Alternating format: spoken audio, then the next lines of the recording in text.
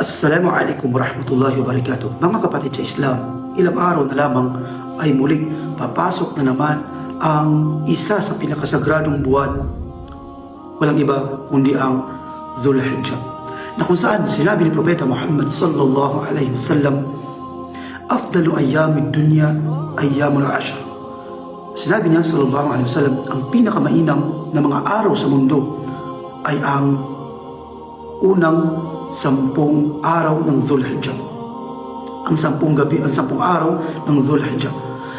Na kung kaya, mga kapatid sa Islam, ang 10 araw na ito ay marapat tayo ay magsagawa ng maraming mga ibada rito, sapagkat ang Allah subhanahu wa ta'ala ay nagwika rin sa marangal na Quran na kanyang sinabi, wal fajr walayalin ashr.